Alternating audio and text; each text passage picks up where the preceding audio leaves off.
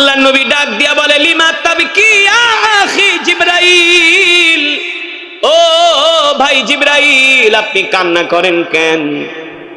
জিবরাইল তাকায় দেখে আল্লাহ রসুলের চোখেও পানি। জিবরাইল ডাক দিয়া বলে, গো আল্লাহর নবী আমার চোখে পানি, কিন্তু আপনি কান্না করেন কেন আগে বলেন, আপনি কেন কান্না করেন? আল্লাহর নবী বলে, না জিবরাইল আগে বলেন আপনি কেন কান্না করেন।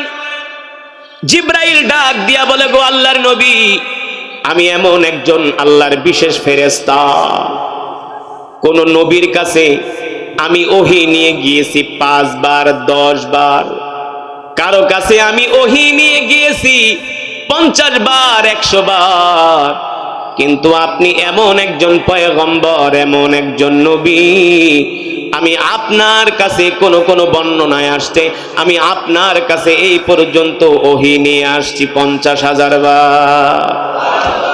আল্লাহ নবী ডাক দিয়া বললেন, ফাতেমা যাও যাও যাও ঘরের দরজাটা খুলে দাও। ঘরের দরজা খুলে দেওয়া হলো। মালাকুল মউত সালাম দিয়া আল্লাহর নবীর ঘরে প্রবেশ করলেন। সুবহানাল্লাহ বলেন। কে কে সালাম দিলেন? আজরাইল। কে? আজরাইল। আল্লাহ তাআলা নির্দেশ দিয়েছে, আজরাইল সাবধান, আগে যাবা আমার নবীকে সালাম দিবা, আমার নবীর থেকে অনুমতি নিবা। সুবহানাল্লাহ বলেন। মালাকুল মউত আসছে, আল্লাহ রসুলের ঘরে ঢুকলেন, আর ঢুকে বললেন, ওগো আল্লাহর পয়গম্বর রাহমাতুল লিল আলামিন, আমি মালাকুল মউত আজরাইল, আল্লাহ তাআলা আমাকে আপনার কাছে পাঠিয়েছেন, আর আল্লাহ তাআলা তার পক্ষ থেকে আপনাকে সালাম দিয়েছেন। জোরে বলেন সুবহানাল্লাহ, আরো জোরে বলেন আল্লাহু আকবার।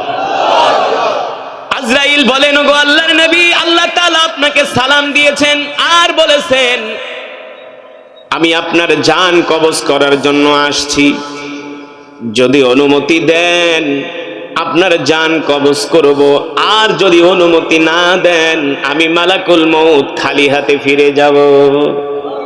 তবে শোনেন, আমি এমন একজন আজরাইল, এমন একজন ফেরেশতা, আজ পর্যন্ত কোন নবীর কাছে পর্যন্ত আমি অনুমতি চাই নাই, কোন রাজা বাদশার কাছে অনুমতি চাই নাই, একমাত্র আল্লাহর হাবিব মুহাম্মদ সাল্লাল্লাহু আলাইহি সাল্লামের কাছে অনুমতি প্রার্থনা করছি, যদি অনুমতি দেন আপনার জান কবজ করব, আর যদি অনুমতি না দেন খালি হাতে ফিরে যাব।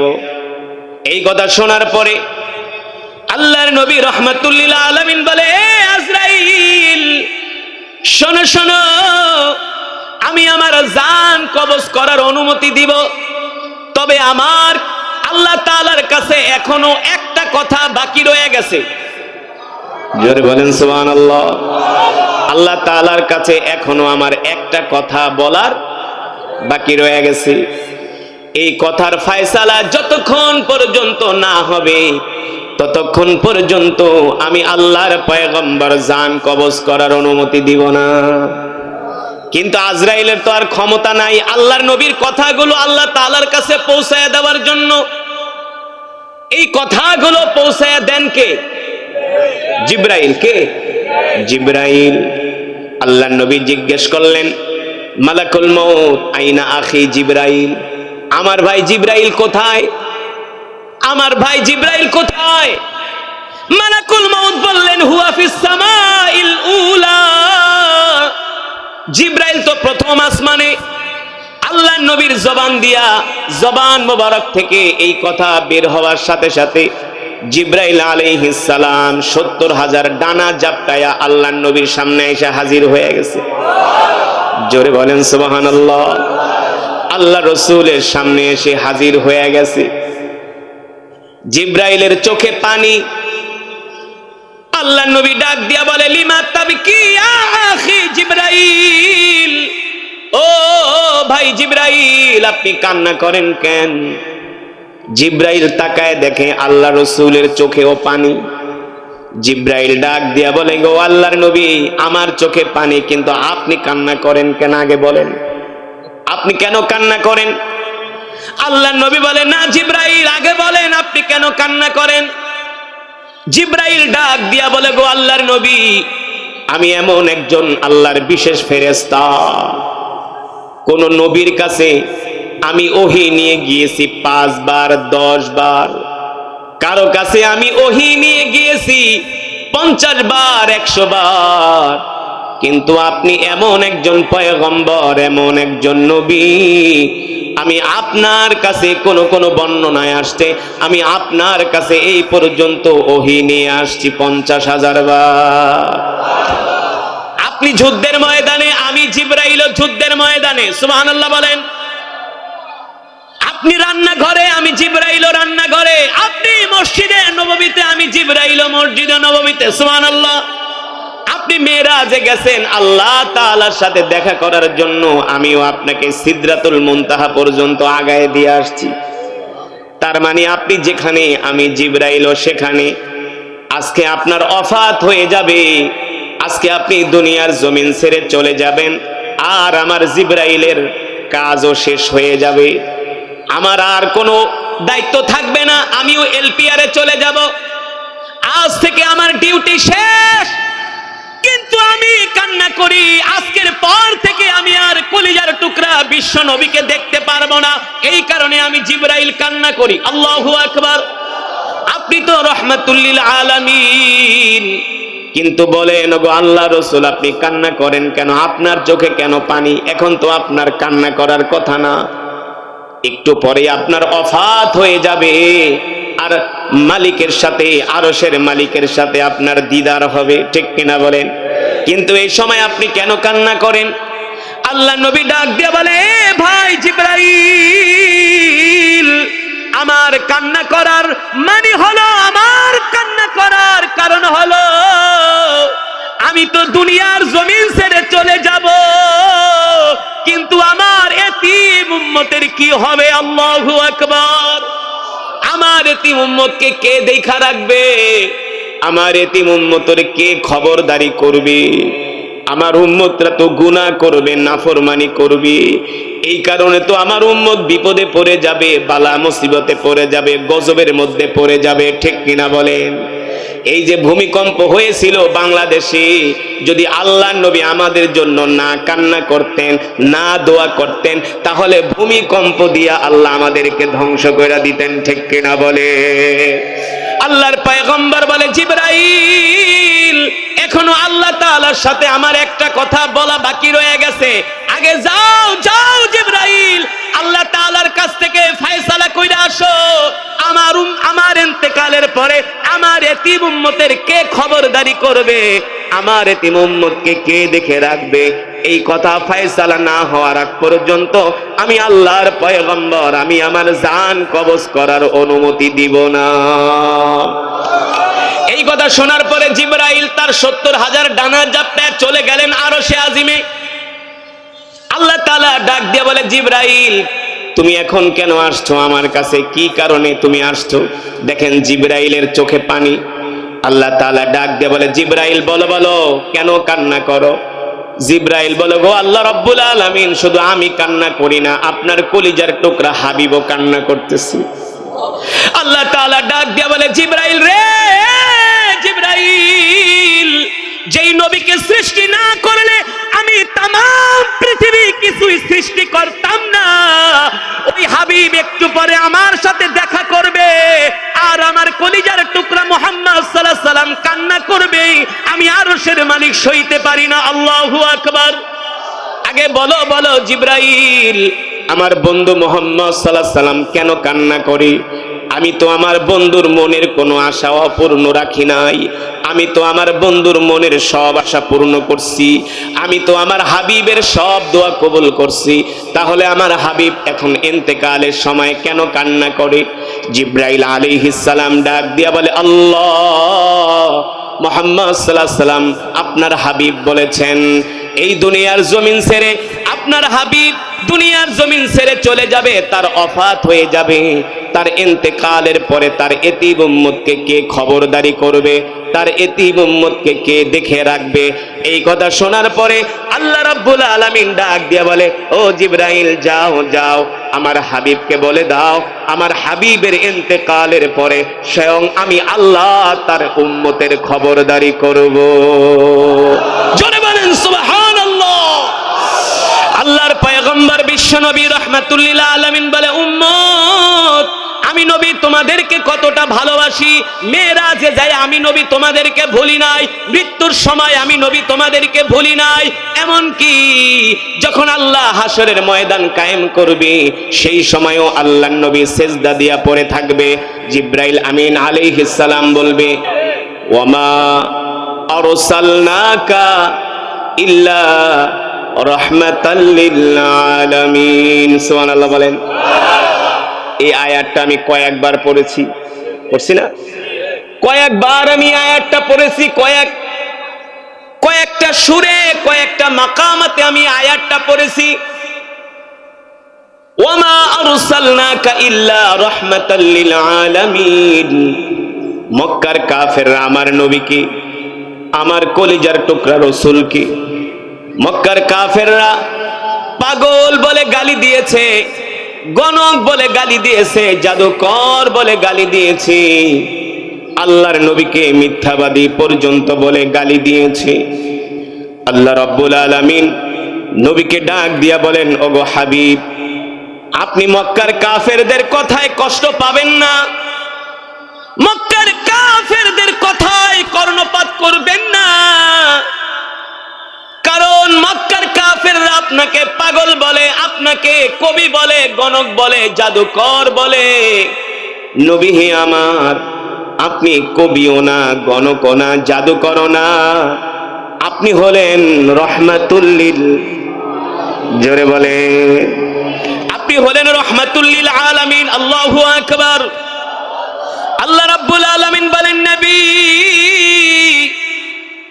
আপনি হলেন রহমতের আদার, আপনাকে আমি আল্লাহ রাব্বুল আলামিন দুনিয়ার জমিনে পাঠিয়েছি সমস্ত বরকত দিয়া। সুবহানাল্লাহ বলেন। আপনি হলেন বরকত, আপনি হলেন রহমত। নবী হে আমার, আমি আল্লাহ তাআলা আপনাকে এত মর্যাদা দিয়েছি, এত শান, এত মান আমি আল্লাহ দিয়েছি। কুল ইন কুনতুম তুহিব্বুনাল্লাহ ফাত্তাবিউনি ইউহিব্বুকুমুল্লাহ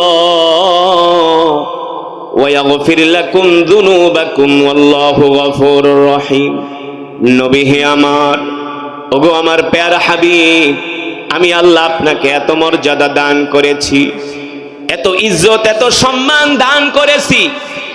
এই পৃথিবীর মানুষ যদি আপনাকে আগে ভালো না বাসে তাহলে তারা আমি আল্লাহকে পাবে না, ঠিক কিনা বলেন?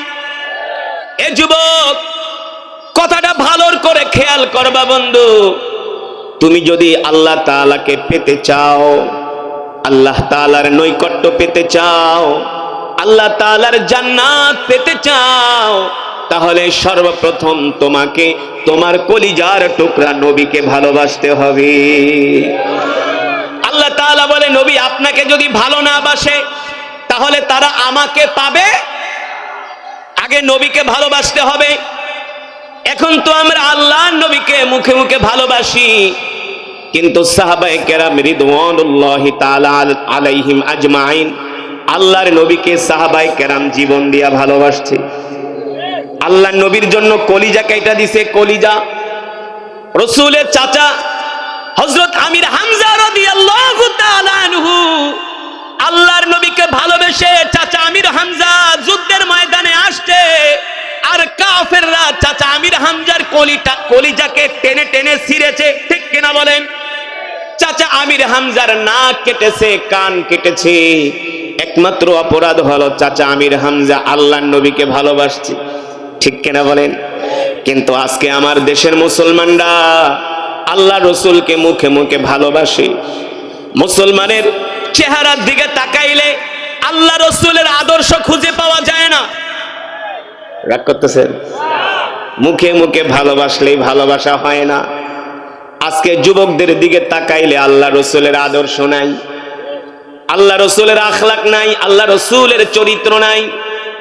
পোশাকের ভিতরে আল্লাহ রসুলের চরিত্র নাই, আখলাক নাই, আল্লাহ রসুলের আদর্শ খুঁজে পাওয়া যায় না। আজকে তো মুসলমান বর্তমান পরিস্থিতিতে সমাজ ব্যবস্থায় এমনও মুসলমান আছে যারা দাঁড়ায়া দাঁড়ায়া পেশাব করে। আছে কি? আছে। নাই? আপনাদের এলাকায় নাই? চা খায় বাম হাত দিয়া আর সিগারেট খায় ডান হাত দিয়া, পায়ের উপর পা তুইলা। ডান হাত দিয়া কি খায়? ডান হাত দিয়া খায় চা, আর ডান হাত দিয়া খায়, বাম হাত দিয়া খায় চা, ডান হাত দিয়া খায় সিগারেট। আস্তাগফিরুল্লাহ। এই হলো মুসলমানের অবস্থা।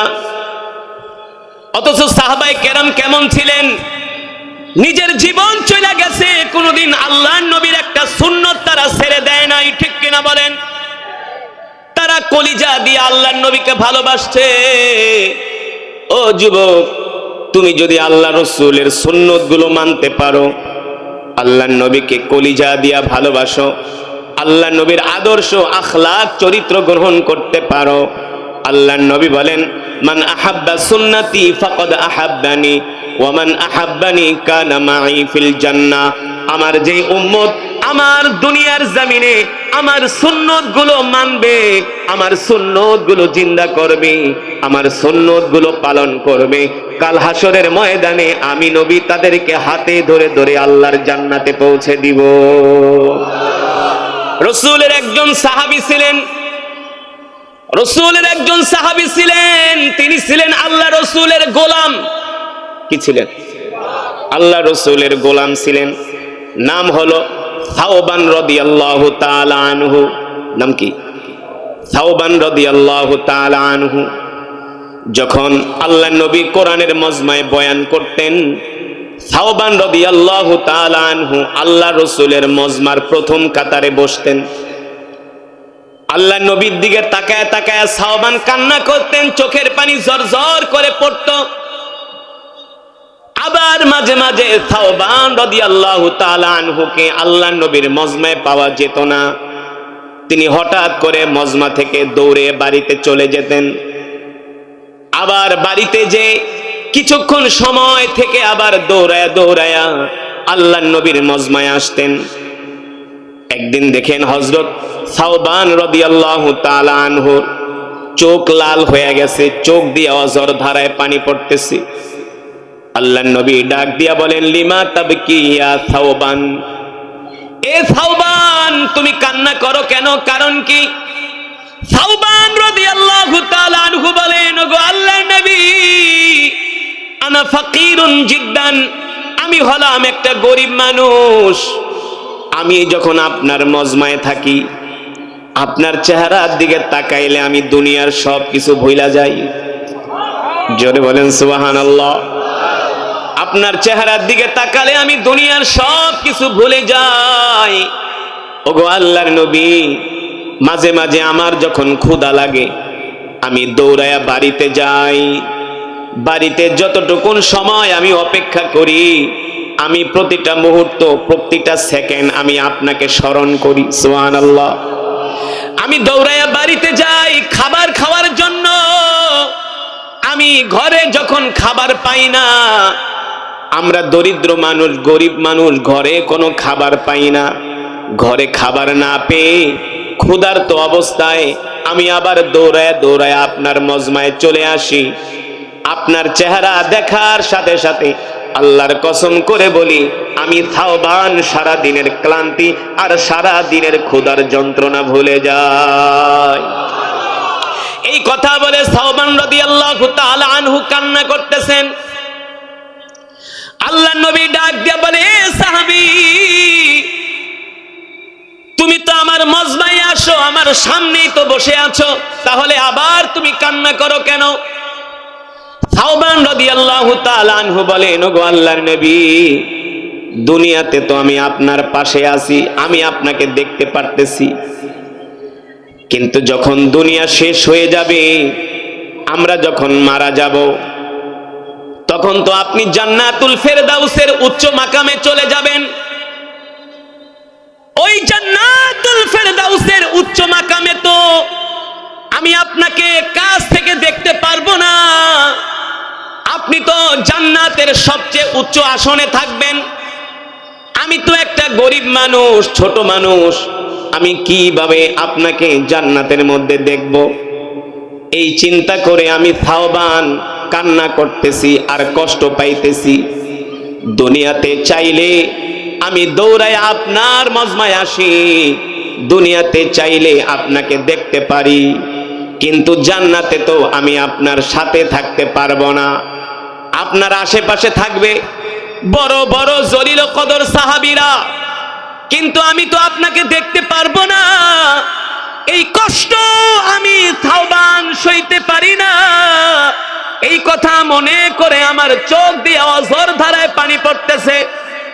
আল্লাহ রাব্বুল আলামিনের কাছে সাহাবীর এই কথাটা এত ভালো লাগছে যে আল্লাহর নবীকে জান্নাতে দেখার জন্য সাহাবী কান্না করতেছে। সুবহানাল্লাহ বলেন। আল্লাহ তাআলা সইতে পারলেন না, জিব্রাইল আমিনকে পাঠালেন, জিব্রাইল যাও যাও জমিনে যাও, ওই যে আমার থাওবান, আমার কলিজার টুকরা হাবিব মুহাম্মদ সাল্লাল্লাহু আলাইহি সাল্লামকে জান্নাতে কিভাবে দেখবে, এই কারণে সে চিন্তা করে আর কান্না করে, আফসোস করে।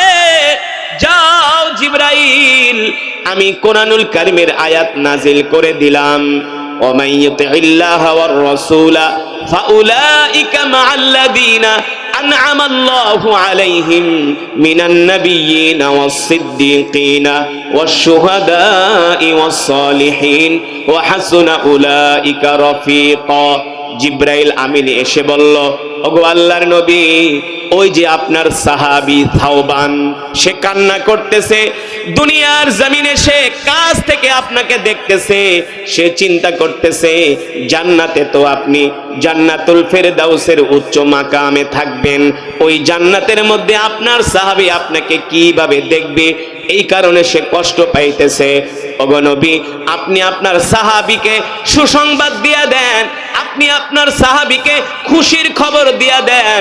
এ সাহাবীরা শোনো, দুনিয়ার জমিনে যারা আমাকে ভালোবাসবে, আমাকে মহব্বত করবে, তারা জান্নাতেও আমার কাছাকাছি থাকবে।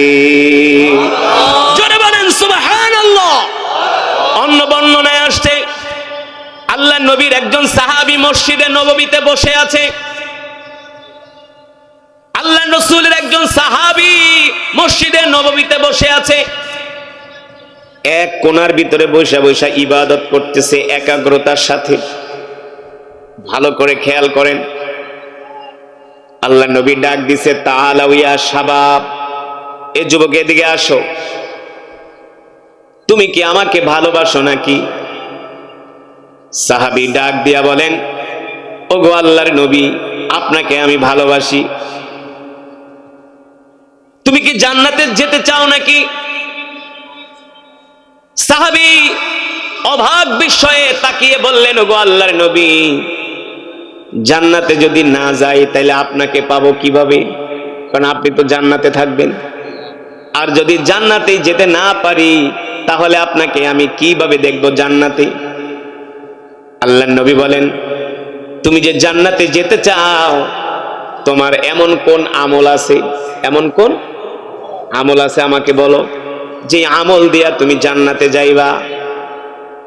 যুবক রে, ও বাবারা, ভালো করে খেয়াল করেন, আল্লাহ রাসূলের সাহাবী কত চমৎকার জবাব দিলেন।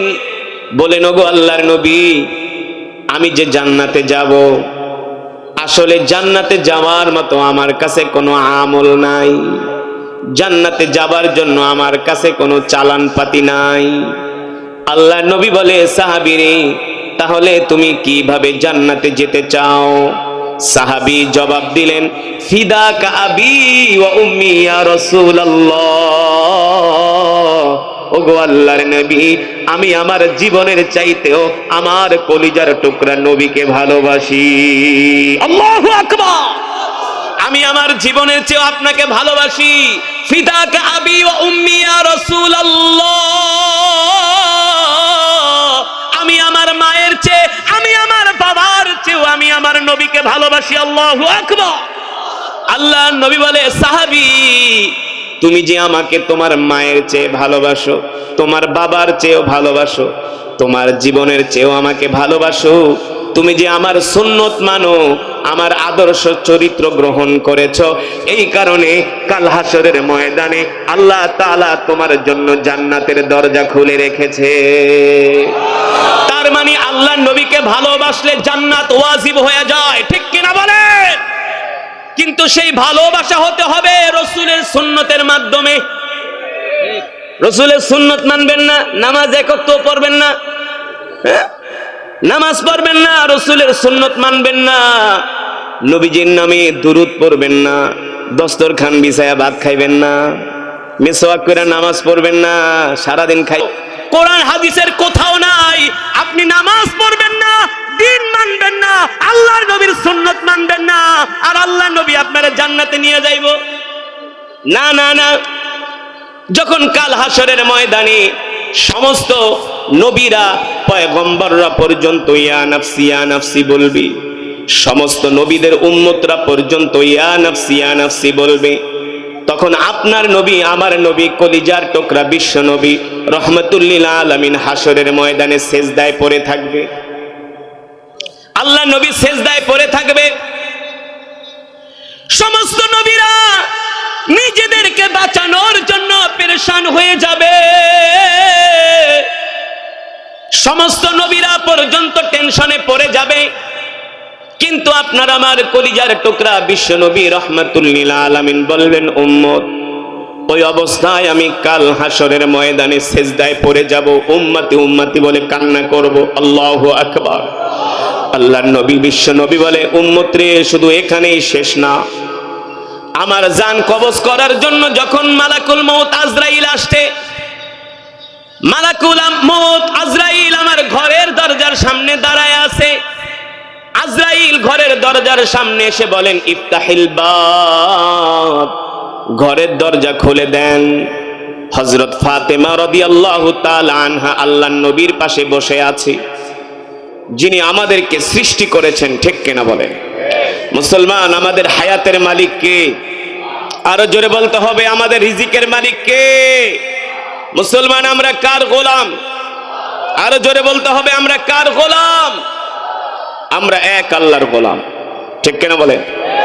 আপনাদের আওয়াজ কম, এর কারণ হলো আমি যেই কথাগুলো বলেছি, হায়াতের মালিক রিজিকের মালিক আল্লাহ, এই কথাগুলো ঈমানের সাথে সম্পর্ক। কিসের সাথে?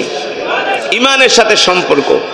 হাদিস শরীফে এসেছে, আমরা যখন আল্লাহ তাআলার প্রশংসা করি, তখন ইবলিস শয়তান আল্লাহ তাআলার প্রশংসা করলে ইবলিস শয়তান সহ্য করতে পারে না। রাসূলের হাদিস, আমি বানিয়ে বলছি না।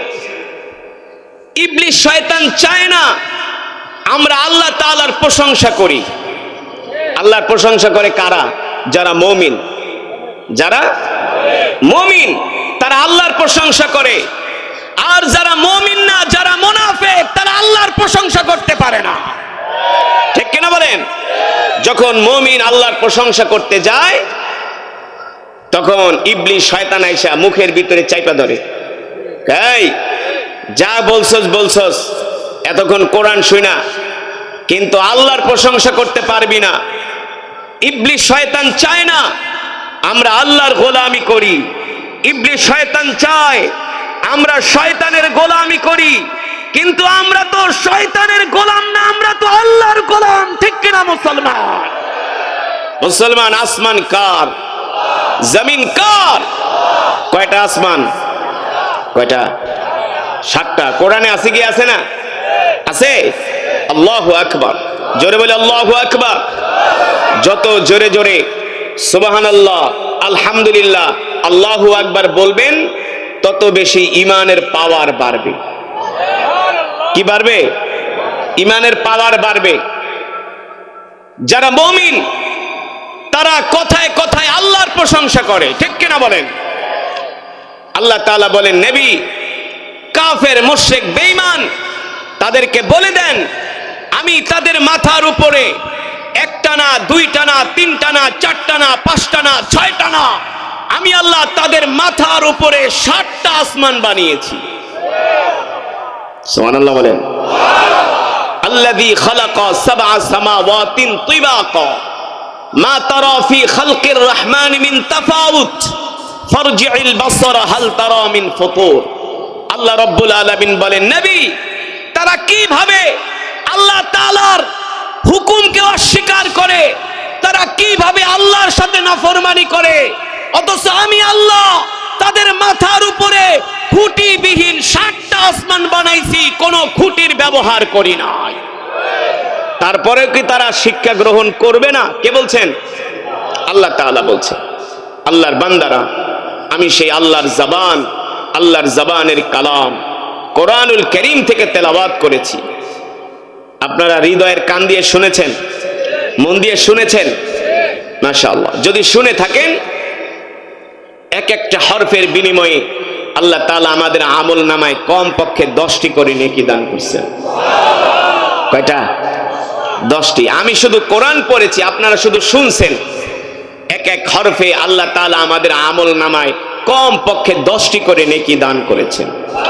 শুধু এখানেই শেষ না।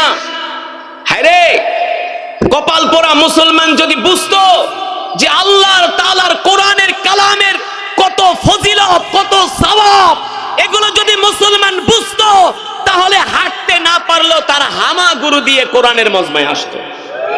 হামাগুড়ি দিয়ে কোরআনের মজমায় আসতো, গইরায় গইরে আসতো, গড়িয়ে গড়িয়ে, হাঁটতে যদি না পারতো। কারণ কোরআন আল্লাহর জবানের কালাম, আল্লাহ রাসূলের হাদিস। আল্লাহর নবী বলেন, এই দুনিয়ার জমিনে যারা কোরআনকে ভালোবাসবে, কাল হাসরের ময়দানে আল্লাহর কোরআন তাদেরকে সুপারিশ করে করে জান্নাতে নিয়ে যাবে। আল্লাহর কোরআন সুপারিশ করে করে জান্নাতে নিয়ে যাবে। অনেক মুসলমান আছে এই কোরআনের তেলাওয়াত শোনার পরেও ঘরে বসে আছে। আছে কি আছে না? এগুলো হলো গরু খাওয়া মুসলমান। এদের ইমানের পাওয়ার নাই। চায়ের দোকানে বসে চা খাবে আর বাংলা সিনেমা দেখবে। আর মুমিন মুসলমান আলেম ওলামাদের বিরুদ্ধে আপনাদের মতো যারা কোরআনের পাগল, কোরআনের প্রেমিক, বলবে হুজুর এক পাগল, হুজুরের সামনে যেটি বইসা আছে সবগুলা পাগল। বলে কি বলে না? কিছু মানুষ দেখবেন বলে হুজুররা পাগল হয়ে গেছে, আর হুজুরদের সাথে কিছু লোক আছে হেরাও পাগল। আমরা বলি, তোমরা আমাদেরকে পাগল বলে বলো, পাগল বলে গালি দাও, পাগল বলতে পারো, আমাদের কিছু যায় আসে না। আমরা দুনিয়ার পাগল হতে চাই না, সম্পদের পাগল হতে চাই না, ক্ষমতার পাগল হতে চাই না, নারীর পাগল হতে চাই না, বাড়ির পাগল হতে চাই না, আমরা আল্লাহর পাগল হতে চাই। ঠিক কিনা মুসলমান? আমরা কার পাগল? কথা কয় না? কার পাগল? দুনিয়ার মানুষ আমাদের পাগল বলে বলুক, তাতে আমাদের কিছু যায় আসে? সাইয়েদনা আবু বকরকেও পাগল বলেছিল, আর আমার নবীকে তো মক্কার কাফেররা সবসময় পাগল বলতো। বলতো, ইয়া মুহাম্মদ আনতা মাজনুন, মুহাম্মদ তুমি পাগল হয়ে গেছো। বলেন নাউজুবিল্লাহ। আরো জোরে বলেন নাউজুবিল্লাহ। শুধু আল্লাহ রাসূলকে মক্কার কাফেররা পাগল বলে গালি দেয় নাই, আল্লাহ রাসূলকে তারা গণক বলে গালি দিয়েছে। বলেন নাউজুবিল্লাহ। আল্লাহ নবীকে তারা জাদুকর বলে গালি দিয়েছে, জাদুকর। এই যে আমি আপনাদের সামনে কোরআনুল হাকিমের তেলাওয়াত করলাম, আল্লাহ রাসূল যখন কোরআন পড়তেন, মক্কার কাফেররা বলতো, ইয়া মুহাম্মদ আনতা শায়ের, মুহাম্মদ তুমি বানায় বানায় কবিতা বলো আর কোরআন বইলা চালায় দাও। নাউজুবিল্লাহ বলবেন না? অথচ মুসলমান, আমি আপনাদের সামনে যখন কোরআনুল কারীমের তেলাওয়াত করেছি, একটা আয়াত আমি বারবার তেলাওয়াত করেছি, খেয়াল করছেন কিনা? লা ইয়াসমাউনা হাসিসাহা ওয়া হুম ফীমা ইশতাহাত আনফুসুহুম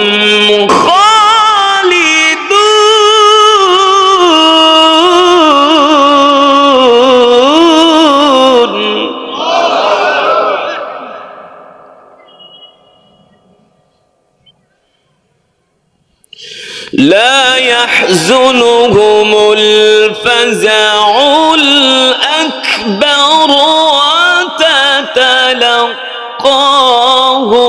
الملائكة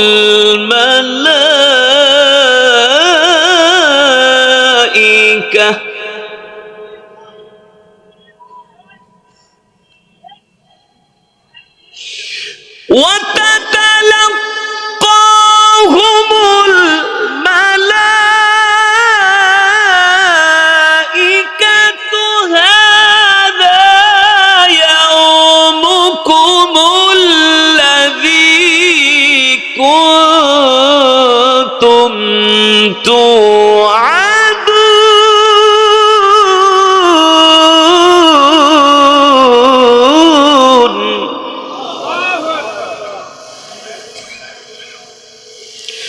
لا يحزنهم الفزع الأكبر وتتلقاهم الملائكة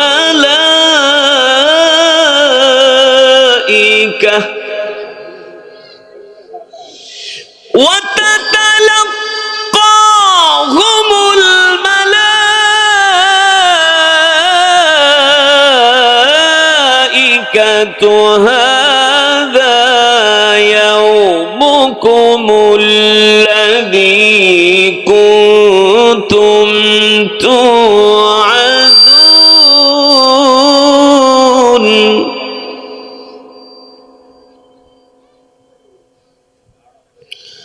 هذا يومكم الذي كنتم توعدون. هذا يومكم الذي كنتم توعدون.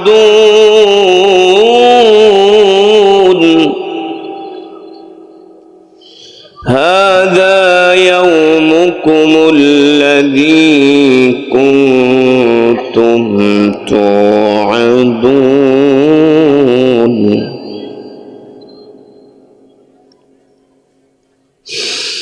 يوم نطوي السماء كطي السجل للكتب كما بدأنا أول خلق نعيده وعدا علينا.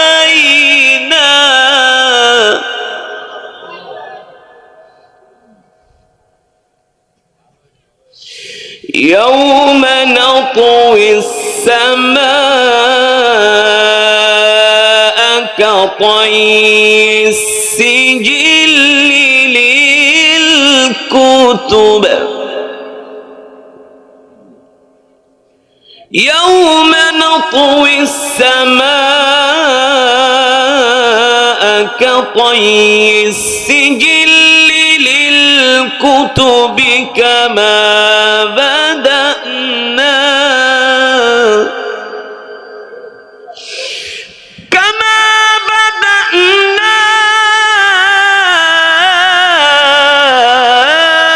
أول خلق نعيده وعدا علينا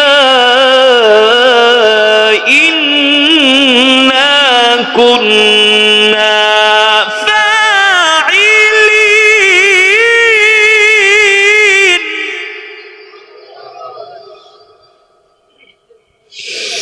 كما بدأنا أول خلق نعيده وعدا علينا إنا كنا فاعلين.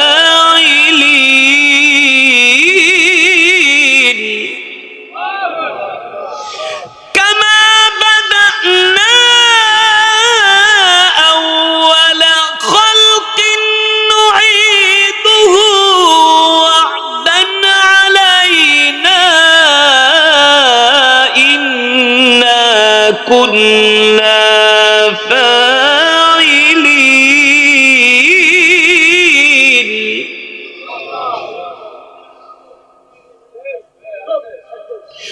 ولقد كتبنا في الزبور من بعد الذكر أن الأرض يرثها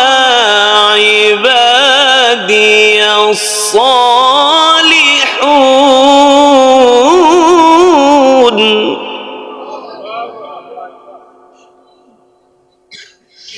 ولقد كتبنا في الزبور من بعد الذكر أن الأرض يرثها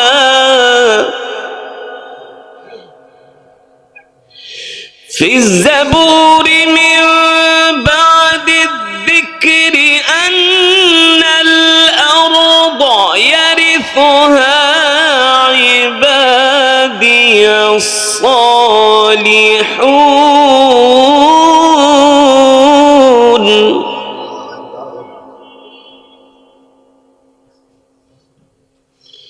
ولقد كتبنا في الزبور من بعد الذكر أن الأرض يرثها في الزبور من بعد الذكر أن الأرض يرثها عبادي الصالحون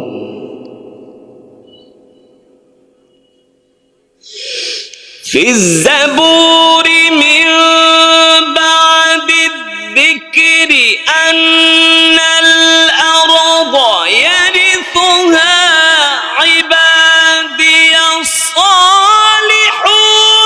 إن في هذا لبلاغا لقوم عابدين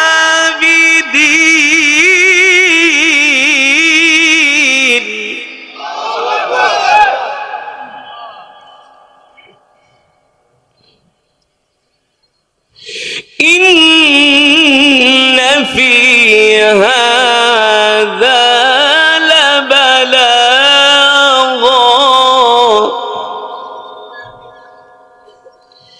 إن في هذا لبلاغا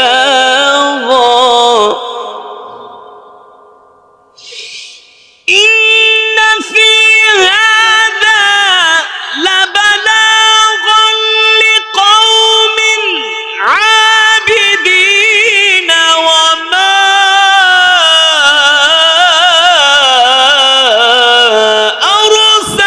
أرسلناك إلا رحمة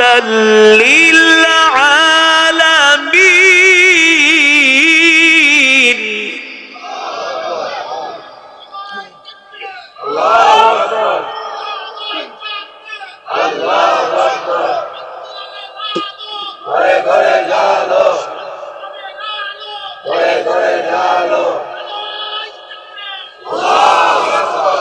وما أرسلناك إلا رحمة وما أرسلناك إلا رحمة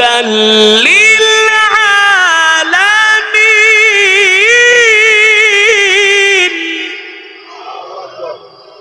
وما أرسلناك إلا رحمة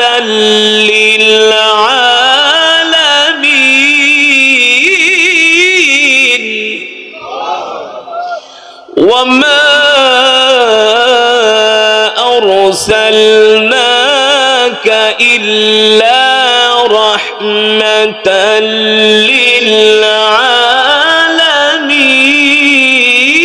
للعالمين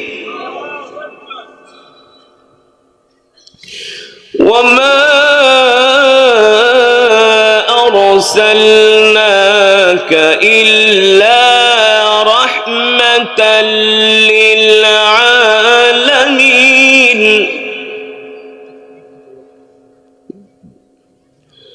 الله أكبر ولله الحمد بسم الله الرحمن الرحيم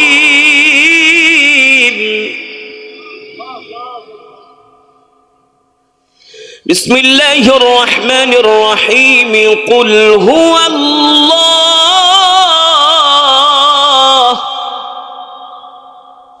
قل هو الله أحد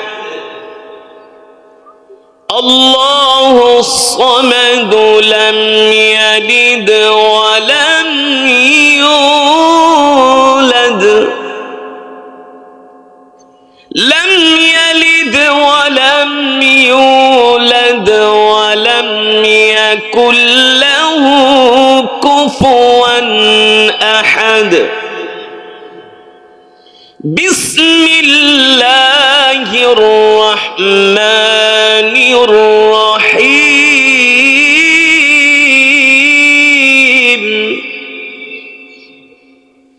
بسم الله الرحمن الرحيم قل هو الله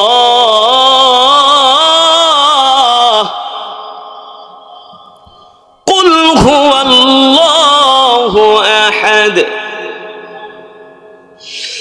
الله الصمد لم يلد ولم يولد ولم يكن له كفوا أحد بسم الله الرحمن الرحيم قل هو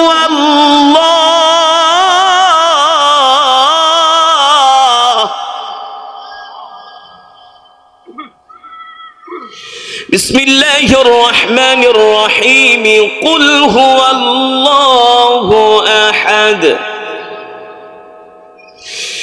الله الصمد لم يلد ولم يولد ولم يكن له كفوا أحد لم يلد ولم يولد ولم يكن له كفوا أحد بسم الله الرحمن الرحيم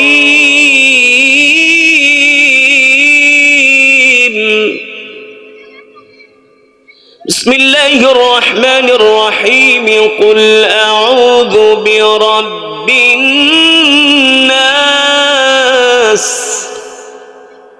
ملك الناس إله الناس من شر الوسواس الخناس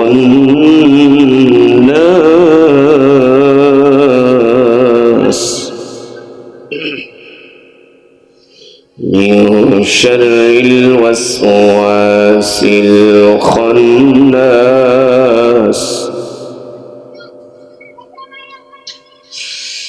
قل أعوذ برب الناس ملك الناس إله الناس من شر الوسواس الخناس الذي يوسوس في صدور الناس من الجنة والناس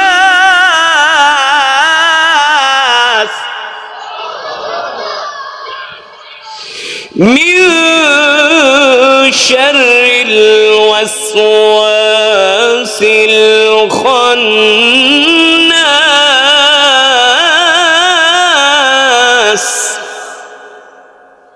الذي يوسوس في صدور الناس من الجنة والناس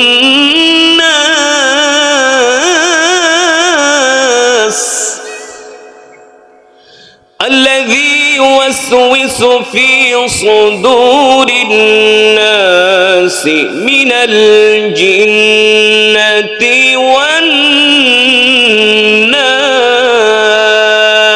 والناس الذي يوسوس في صدور الناس من الجنة